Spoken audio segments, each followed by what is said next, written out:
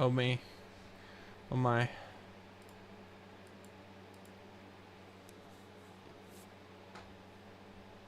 Okay. Sweet.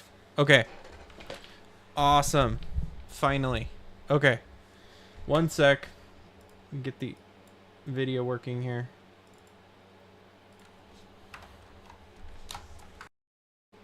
All right. Are we back?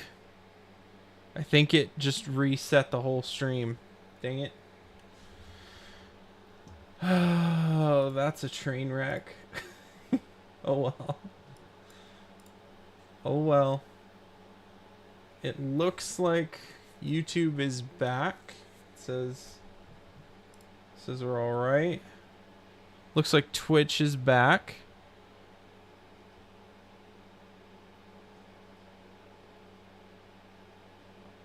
Yep. Yep. Okay. Sweet. We are so back. Absolutely. Okay, let's restart that whole thing again. Let me get switched over here so I can see what's going on. Let's go through that whole thing real quick again. So I'm not gonna read through the entire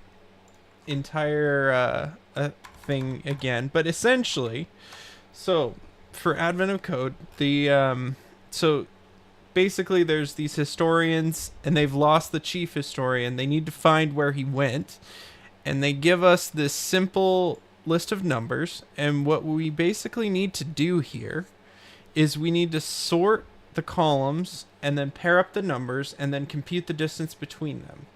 And so that's pretty simple. I think this is actually going to be really quite easy.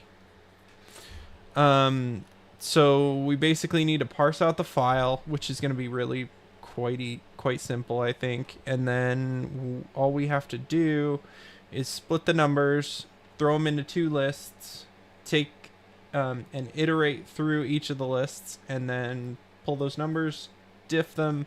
They're going to be coerced, so it's going to be really easy to do the math in PowerShell actually, and then just sum them together as we're going. So this is going to actually be super simple, I think.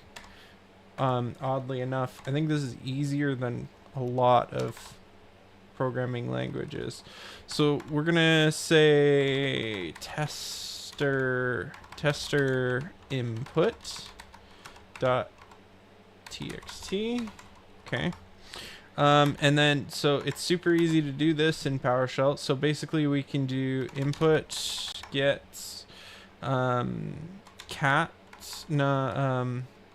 get content is technically the correct term. Day one PS1 and or no. Tester input.txt. And we say raw. You will have a bad time in PowerShell unless you say raw. You'll have all sorts of weird issues with things trying to parse out properly. So we've got the input. We need to array left numbers, an empty array, right numbers equals at, okay. And so we could say input lines input dot split, and we're gonna split on the new lines.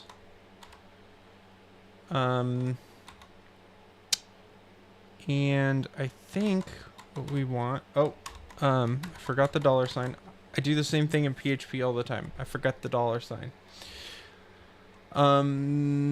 So we do this and say where object dot trim. Okay, cool. And then from there, so there's two numbers and they can be, how do we want to split this? So I could split on spaces and take the first and the last index. So if I just take the input lines dot 0.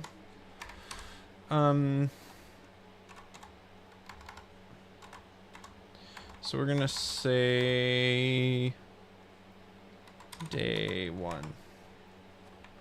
Okay, so I've already got issues going on here. So get content, cannot find path. Oh yeah, that's to be expected. Actually, day 1.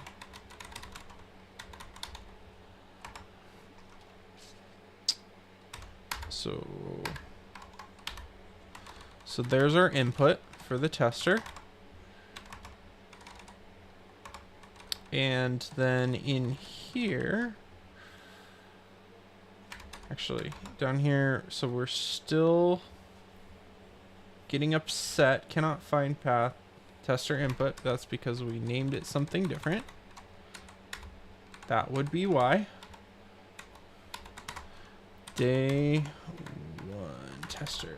The LSP has me here. Awesome.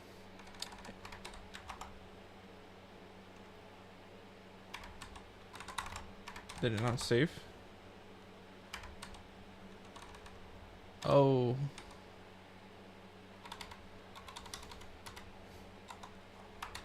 I'm an idiot. That's the problem. Input file. Okay. 3. Okay, so that's not right because the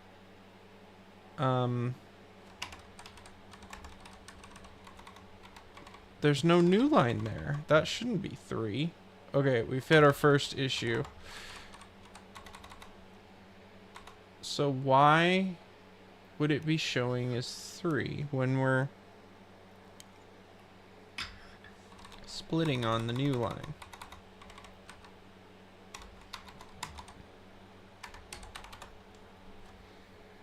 Okay, input line sub 0.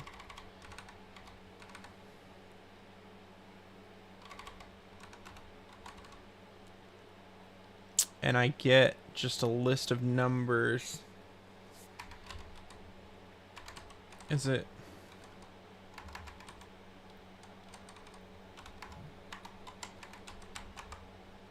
Nothing in there, so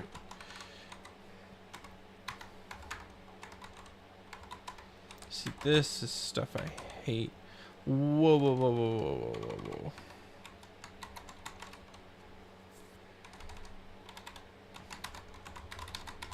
What type is this? This is the stuff that's... Oh, it's a string array. It's a string array. Dot length. It's gonna be 1. Why is it 1? Why is it 1?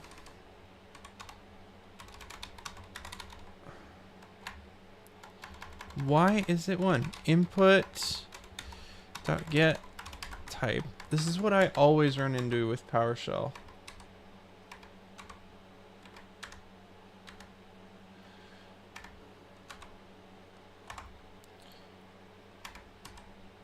It's a string. So why? Oh, because, oh my gosh. The escape character in PowerShell is not a slash. It's a tilde. Or not a tilde. Is that a tilde? No, no, no. It's a backtick. Oh my gosh. Oh my gosh.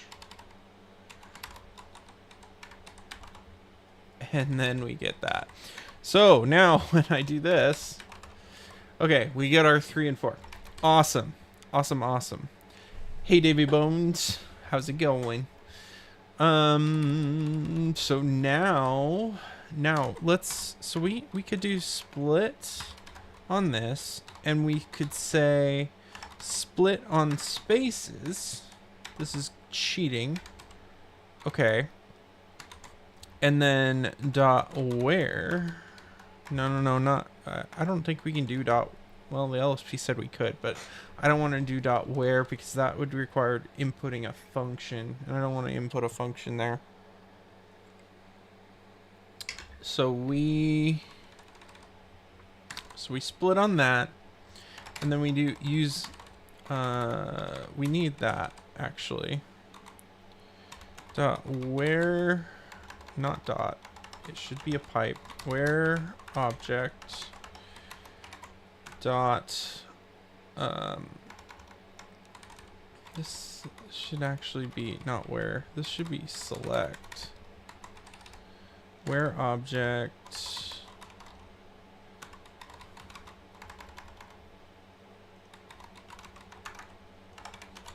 not equal that. Can I do string? I've never done this. String. Oh, you can use string empty, just like C#. Method invocation failed, does not contain a method split. String does not contain a method called split. Wait. I just used it up here.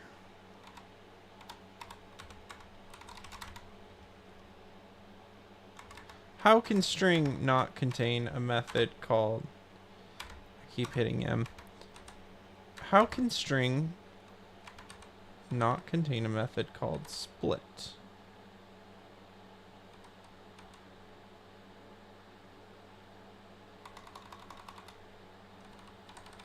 Because that doesn't make much sense. What in the world is this doing? I just want to filter out the blanks. Like, why? What's happening here?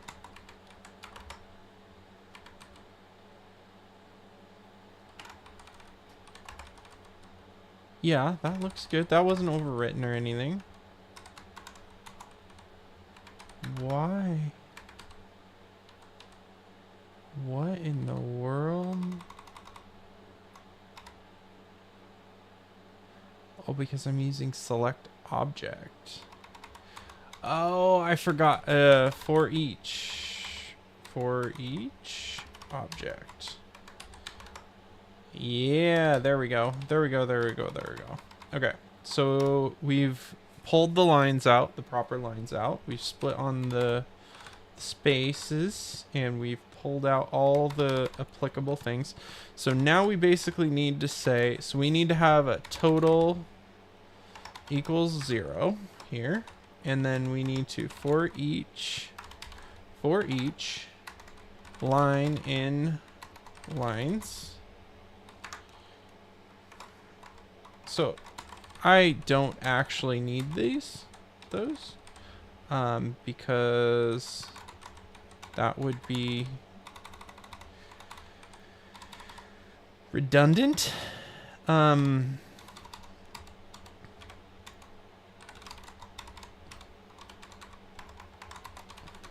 Numbers. If numbers numbers length count, these are going to be a string array, and numbers dot length not equal to 2, then continue. Okay, and we're going to take, so distance equals num1.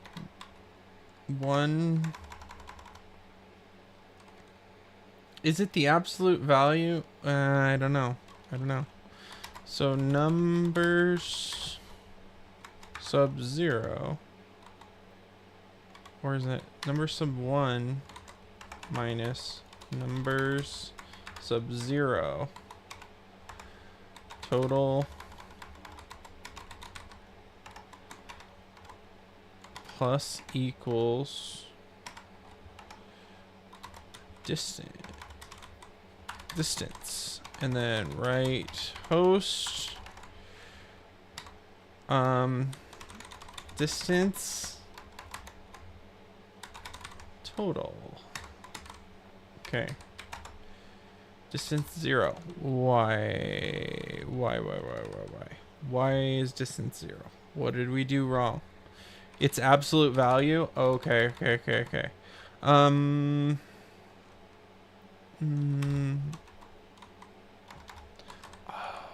What is the absolute value function?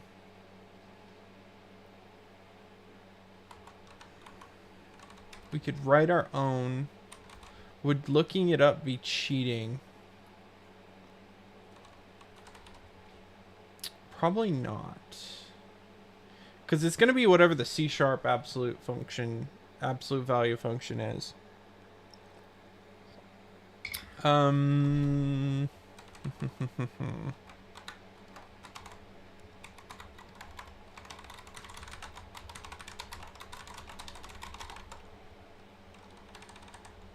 Oh, it is math.abs. Okay.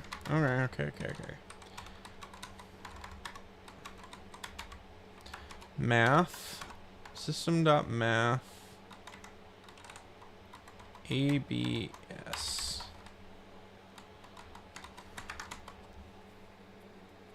Okay. So, I want a little bit more room here.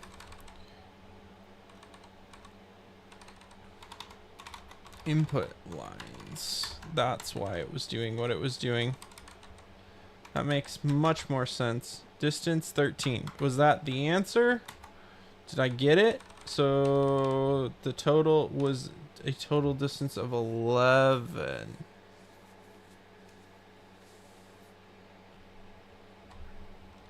Oh my gosh, I am an idiot. Okay. Yeah, I needed those arrays. Left numbers. I forgot you have to sort them. Right numbers.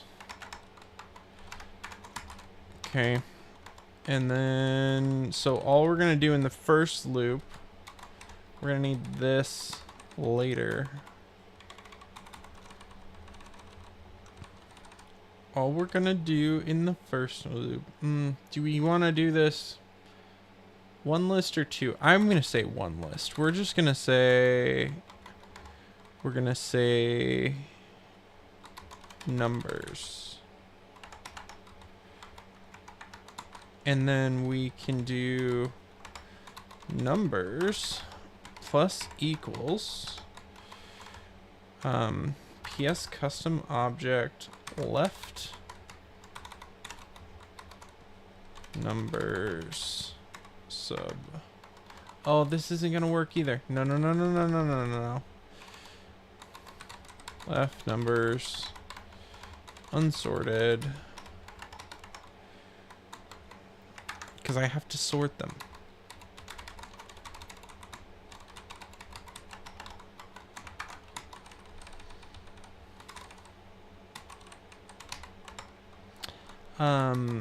Left numbers unsorted plus equals. So this I'm gonna actually explicitly type as an int array because type coercion is gonna come bite me. And then I'm gonna say numbers. Oh yeah, no, that's fine. Numbers sub 0. Right numbers. And that's gonna be 1. Okay. Sorted left numbers sorted. It's gonna be left numbers dot sort.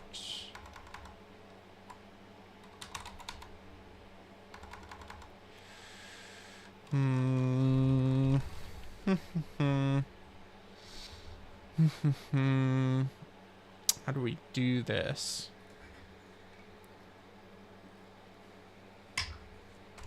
Should be a built-in, like there's the link function, which is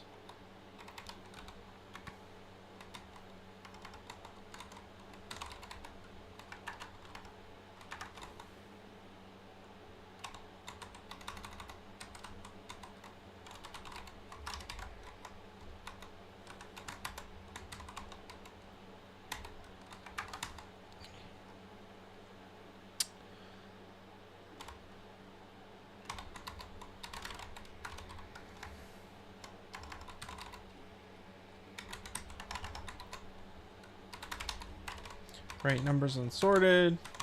I don't think this is gonna work. I think this is gonna get upset.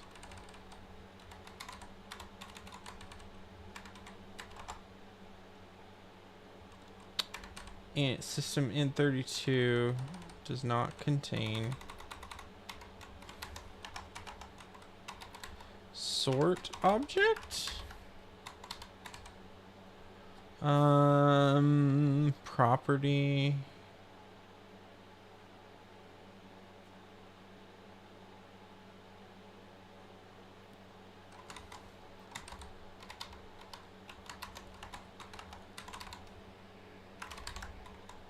Does that work? Okay, it's not angry. That's good. That's good. That's good. That's promising. So now I should be able to say for. Ooh, I like the Lua snippet.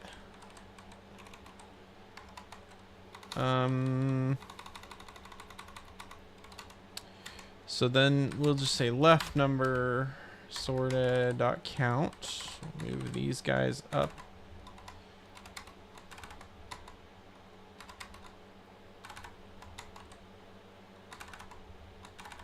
Why can I not? I can't tab these guys in. Okay. There we go. For that.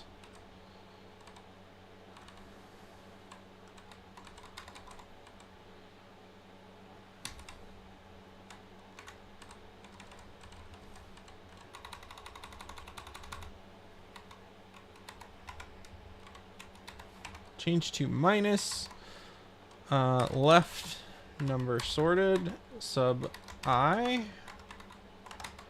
minus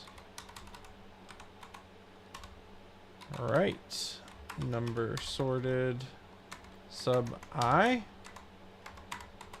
Cool, cool. And total, there we go. Distance 11. Okay. So the question is, if we do day one input txt, and we go to this page. So if we get all of these guys together, wow, this file's huge.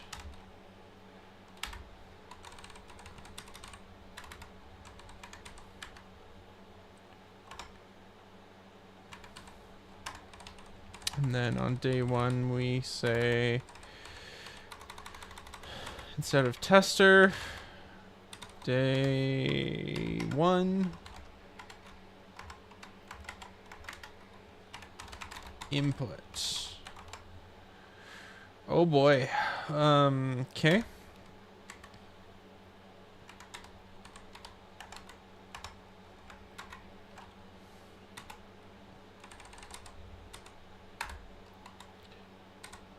Okay.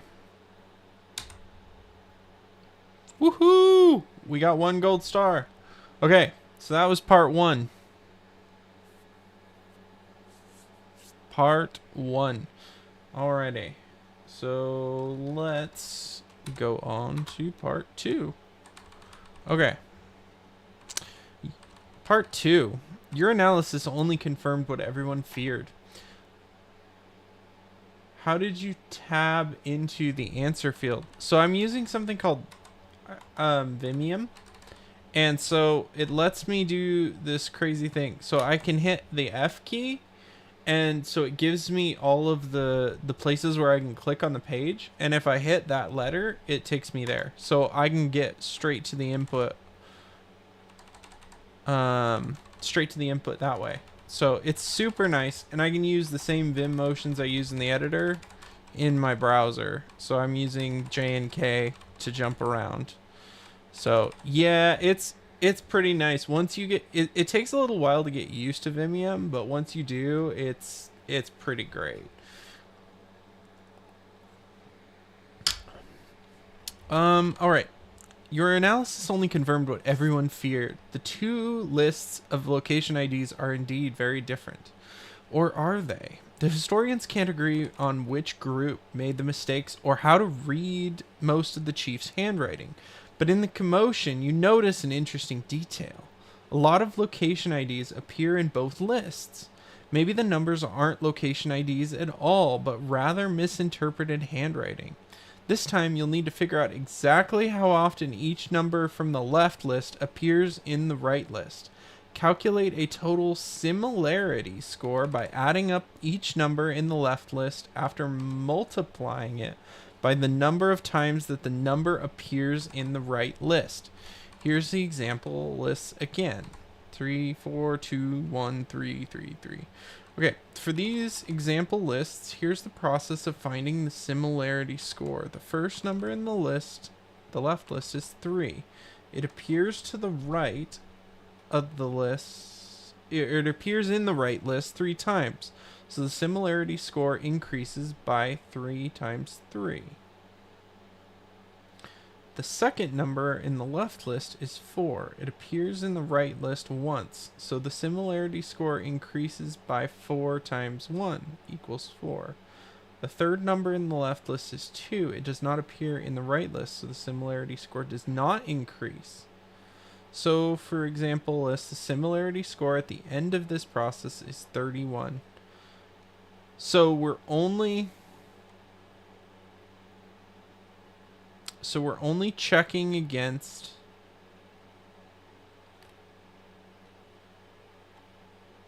we're only checking the left list against the right list, if I'm understanding this correctly. So we 1, 2, 3, 4, 5, 6. Yeah, there's only 6 answers. So that makes that really simple, I think. So we need to know the frequency that each number appears in the list. So we need a map. We may not need a map, but I want a map. So we'll use a hash map.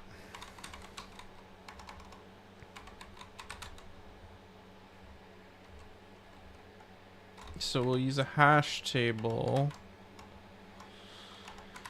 And what we'll do is we'll say this is write frequency.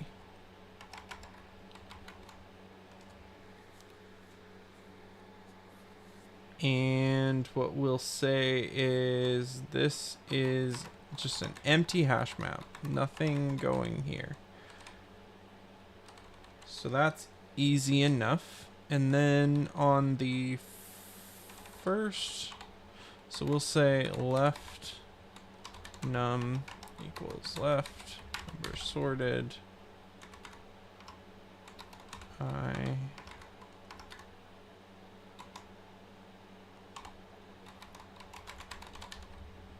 num.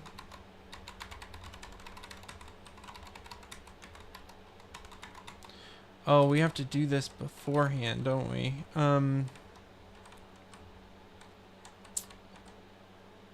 So we have to have so basically if the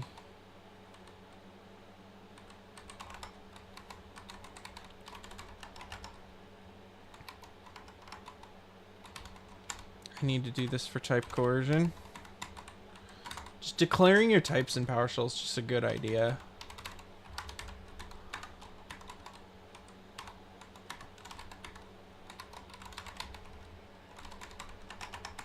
Number sub 1.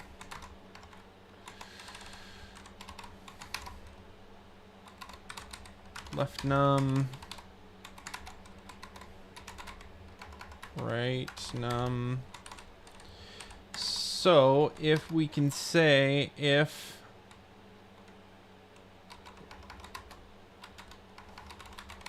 right frequency, contains key, write num, then do this, else do this. And if it contains key, what we can do is say write frequency sub write num, get gets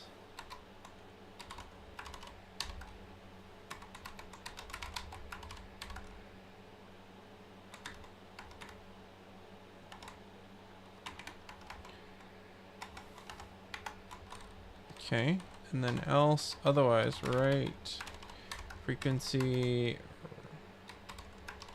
write num gets 1. Unexpected token else in the expression. Does it have to be on? I didn't think that had to be on the other line. Oh, was that screwing us up? That was screwing us up. Cool.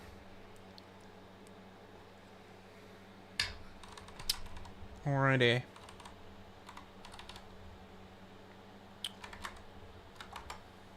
Okay, we get the regular distance.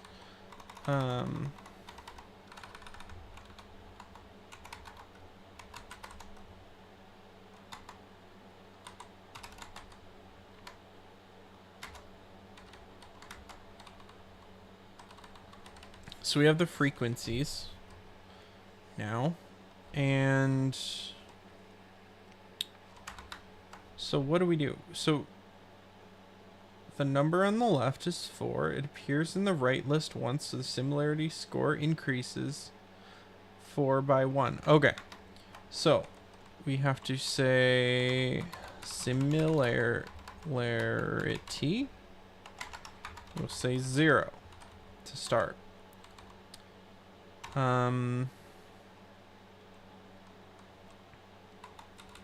So we'll say similarity gets plus equals, and we say left number sorted sub I, and you say times the right number frequency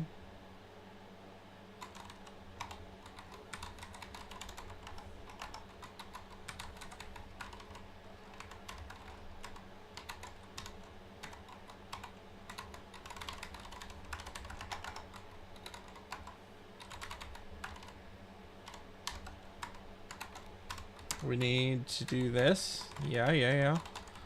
And then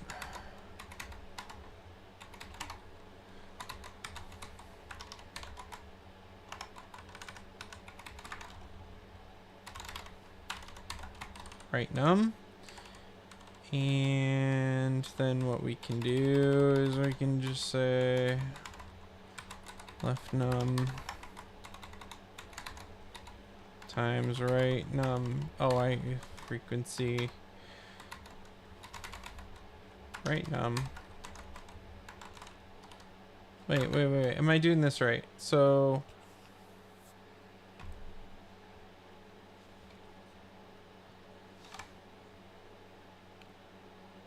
we take the left number times. Okay, yeah, I'm doing this right. Cool. Distance, right host, similarity.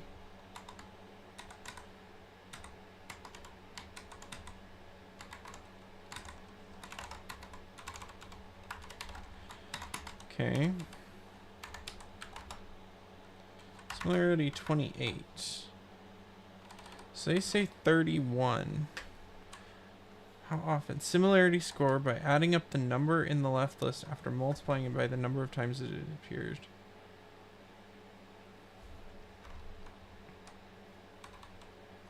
The last number, 3, appears in the list 3 times.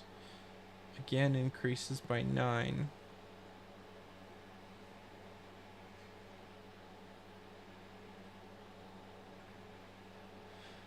So what am I doing wrong here?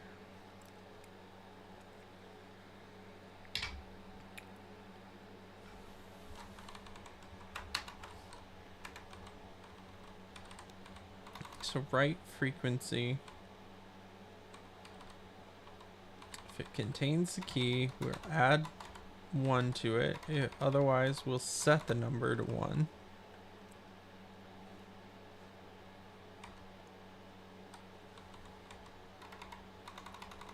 Oh, that's why.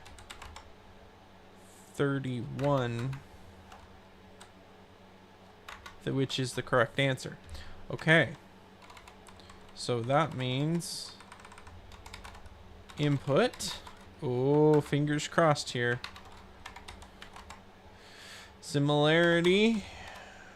This really big number. Okay. Did we do it right? Awesome.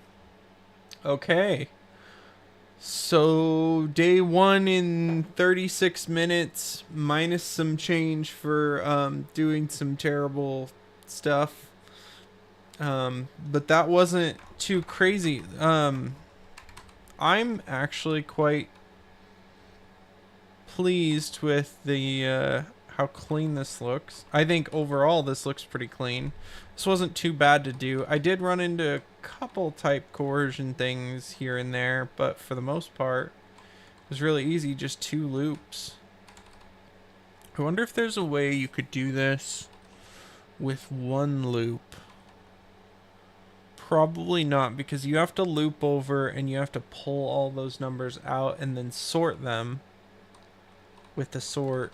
And then once you've got that, you can do your math, do the absolute value. But yeah, so that was way simpler than I thought it was going to be overall. So that was super fast, actually. So yeah, well, I guess it wasn't, that was 37 minutes proper because Twitch restarted my time. So I did day 1, part 1 and 2 in 30 minutes effectively. So that's all right. I'm not super fast or anything, so oh, the site's gonna slow down because day 2 is here now. Let's have a peek at day 2. I'm not gonna do day 2 right now, but let's see what. It's 9 o'clock. Oh, there we go. There we go. It was down for a second. Oh, can we? Will it let us into day 2 though? Can we load day 2? Oh no, internal server error. Advent of code is down. Oh, there, it's back. Okay. Day 2. So let's just read through this. I don't think we're gonna do it, but maybe if it's not that crazy, we'll do it. But fortunately, the first location the historians want to search isn't a long walk from the chief historian's office. While the red-nosed reindeer nuclear fusion plant appears to contain no sign of the chief historian, the engineers there run up to you as soon as they see you. Apparently, they still talk about the time Rudolph was saved through molecular synthesis from a single electron. They're quick to add that since you're already here, they'd really appreciate your help analyzing some unusual data from the red-nosed reactor. You turn to check if the historians are waiting for you, but they seem to have already divided into groups that are currently searching every corner of the facility. You offer to help with the unusual data. The unusual data consists of many reports, 1 report per line. Each report is a list of numbers called levels that are separated by spaces. For example, okay, so it's a bit of a grid. Okay. This example contains 6 reports from each containing 5 levels. The engineers are trying to figure out which reports are safe. The red-nosed reactor safety systems can only tolerate levels that are either gradually increasing or gradually decreasing. So a report only counts as a safe if both of the following are true. The levels are either all increasing or all decreasing. Any two adjacent levels suffer by at least one, at most three. In the example above, the reports can be found safe or unsafe by checking those rules. Safe because the levels are all decreasing by one or two. Unsafe because their increase of 5 differ by at least one and at most 3. So unsafe because 2 to 7 is an increase of 5. Okay, unsafe because 6 to 2 is a decrease of 4. Unsafe because 1 to 3 is increasing, but 3 to 2 is decreasing. Unsafe because 4 to 4 is neither increase or decrease. The levels are either all increasing or all decreasing.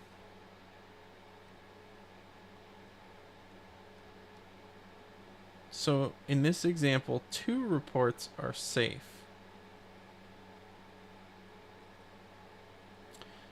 Interesting. So in this example, 2 reports are safe. And he analyzed the unusual data. How many reports are safe? Okay. This one doesn't seem too crazy either. I think you would have to figure out. So using the first 2 numbers, if 7 was greater than 6, so that would be looking. So that one's looking down, and then you would just figure out which trajectory they're on based on the first 2 numbers. And then you would have to check to see if you just compute what the acceptable range is, and then you would make sure that those items are in the right range. I don't know. What do you guys think? Should we do? I think we might be able to do day 2 right now pretty quick here.